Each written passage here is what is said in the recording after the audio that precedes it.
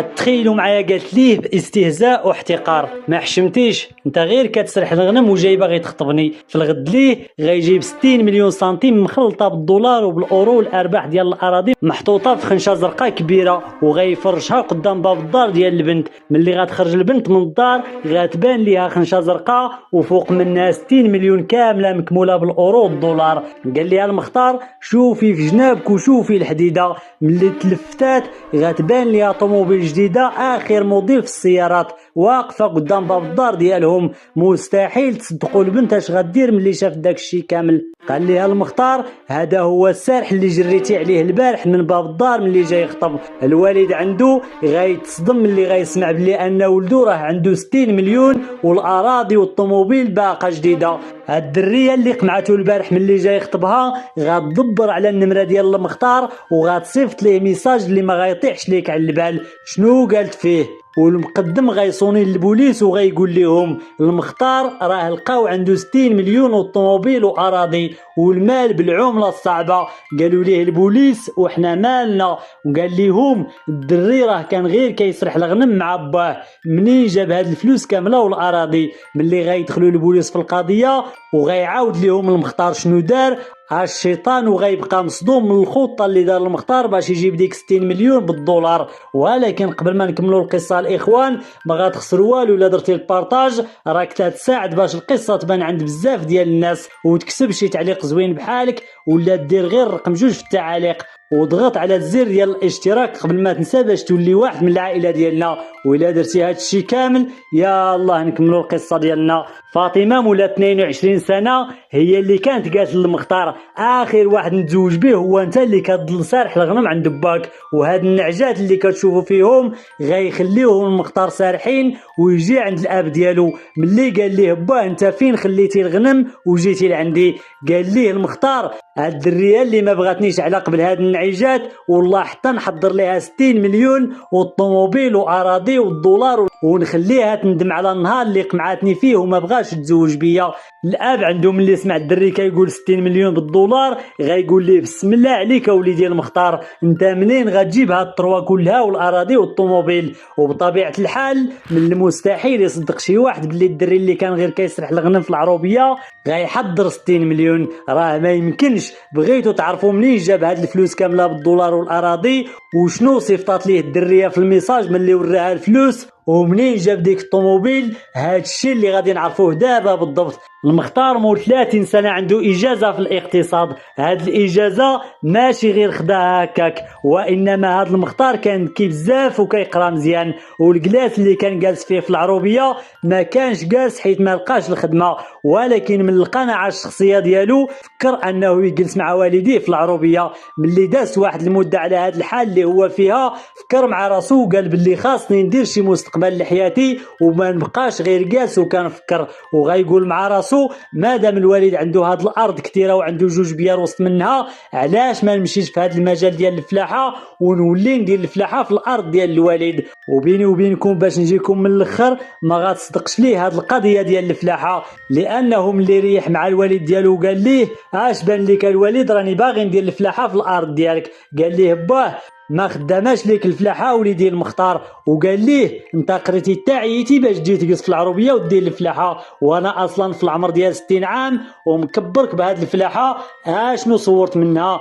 غيقول ليه المختار: انت راك ما عارفش تخدم هاد الارض الوالد، والعقل ديالك ماشي هو العقل اللي عندي انا دابا. غيقول ليه: باه راه قلت ليك الفلاحه ما خداماش ليك هنا، وخصوصا في العروبيه راه ما خصكش تجلس فيها نهائيا. والصراحه الاب ديالو ما كانش كيقول ليه هاد الهضره حيتاش الفلاحه ما خداماش، وانما كيشوف بلي ان ولدو قرا بزاف وخدا الاجازه في الاقتصاد ما بغاش يجي يبقى جالس معاه في العروبيه ويخدم في الفلاحه.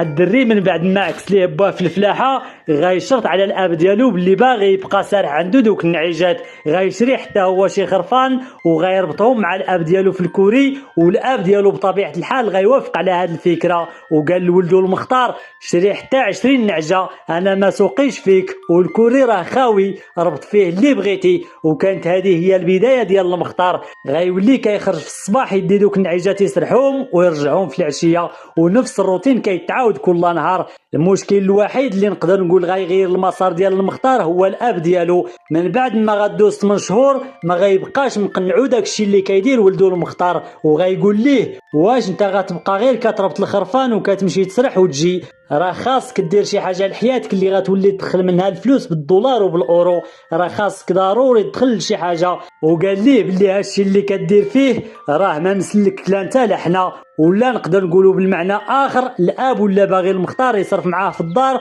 وما يبقاش ياكل ويشرب غير فابور. وهادشي علاش جبد ليه السيناريو كامل. اصلا المختار كانت فيه واحد شويه د النفس، وملي سمع باه كيمعني عليه بحال هكا غينوض يهز دوك الخرفان وغيديهم للسوق يبيعهم.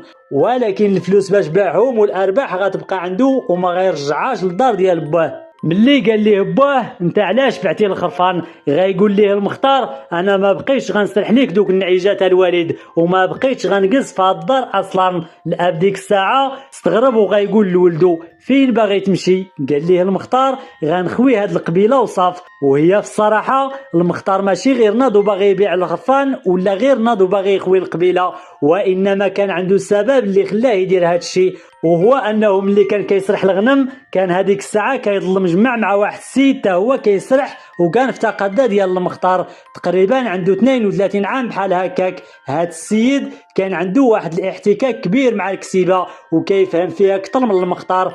المهم في واحد اللحظه اللي كانوا سارحين فيها المختار غيقترح واحد الفكره وقالها لهاد السيد. قال ليه اش بان لك الا تشاركت انا وياك في واحد المشروع ديال الارض والفلوس، واللي هو نوليو نربيو الكتيبه بزاف ونديروا مشروع انا وياك في هذه القضيه. بطبيعه الحال راكم عارفين المختار ما عندوش شي خبره كبيره في الكتيبه، ولكن من خلال الخرفان اللي كان كيربطهم وباعهم وكانوا ضربوا عنده تقريبا شي 8 شهور كان كيعرف شي معلومات قليله على الكتيبه. وفي نفس الوقت السي المختار كان ذكي بزاف وكيعرف كيفاش يفكر. والحاجه اللي مزيانه في هذا الشيء كامل هو ان هذا السيد اللي في العمر ديالو 32 عام ما كانش عنده نفس النيفو ديال القرايه اللي كاين عند المختار، ولكن السيد كان واعي ومثقف ومعقول. وغيقول للمختار غنبداو انا وياك هذا المشروع من الزيرو وغنتكرفسوا معاه حتى يكبر ونزيدوا نشريو الاراضي. هذا السيد اللي في العمر ديالو 32 عام كان سميتو حموده، وهو اللي كان عنده الكوري الكبير وغير خاوي. وهذا الشيء علاش قلت لكم بلي ان المختار ذكي، راه كان عارف بلي ان حموده عنده كوري كبير خاوي، وهذا الشيء علاش اقترح عليه انه يبدا معاه هذا المشروع ديال الكسيبه. يعني ماشي غير جا واقترح عليه. المهم بالفعل غيتشاركوا وغيبداو داك المشروع ديالهم. السي المختار كان جامع شي شويه ديال الفلوس من الخرفان اللي باع، وحموده حتى هو عنده واحد المبلغ كبير ديال الفلوس، وغيبداو في المشروع ديال تربيه الابقار وتسمين العجول وبيع العراضي. الا سمعتوا تربيه الابقار بلا ما يسحب لكم بلي راه عندهم 20 بقره، راه غيبداو في الاول غير بجوج بقرات غيشريوهم وغيجيبوهم للكوري اللي كان خاوي. المختار ولا الهم الوحيد ديالو هو انه يخدم ويدبر على الفلوس باش يشري العلف لهذوك البقرات. الامور غاديه على هذا الحال. وبالنسبه للمختار عمرو ما مشى عند الاب ديالو والله هضر معاه.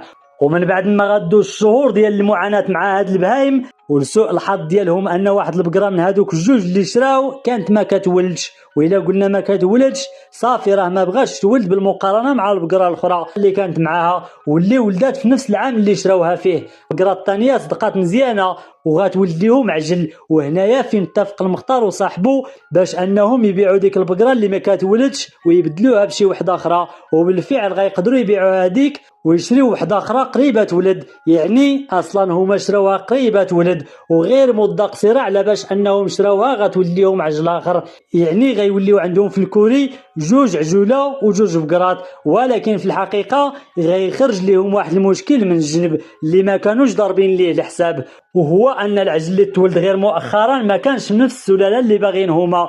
يعني العجل اللي كان ضعيف بزاف وعرفوه باللي راه ما غاديش يكبر في نفس الوقت اللي باغين هما، وبطبيعه الحال هما ما كانوش عارفين باللي ان البقره راه غاتولد لهم عجل من هذيك السلاله اللي ما باغينهاش. عرى لي الدراري بجوج من اللي غيبان لهم بلي ان الخير غادي وكيكثر وكيجيب لهم الفلوس والارباح، غيفكروا انهم يزيدوا يكبروا المشروع وغيشريو جوج بقرات اخرين عاوتاني واراضي، يعني غيوليو عندهم 4 د البقرات مربوطين في الكوري وجوج العجوله. وخصكم تعرفوا بلي ان الاخبار اللي كانت كدور في القبيله هي ان دوك البهايم والاراضي كاملين ديال حموده، وبلي المختار راه غير حاضيهم وخدام عنده وصاف، وراه ما عنده والو وما كانوش عارفين بلي راهم مشاركين. وباش بلا ما نبقى نعاود لكم في لي ديتاي، حموده وصاحبو المختار غيبقاو مشاركين لمده 5 سنين في هذاك المشروع، يعني 5 سنين وهما كيكبروا في هذاك البروجي والارباح تتزاد كل نهار بالدولار. وهنا الخوت غنقول لكم بلي ان القصه باقا طويله، اللي باغي يعرف شنو دار المختار من بعد وشنو وقع لديك الدريه وشنو صيفطات ليه في واتساب ديال البارطاج للقصه ومتابعه ويحط شي تعليق زوين ولا علق انت غير بالرقم 5، نتلاقاو في الجزء الثاني باش تعرفوا الاحداث ديال القصه كامله. طلاو.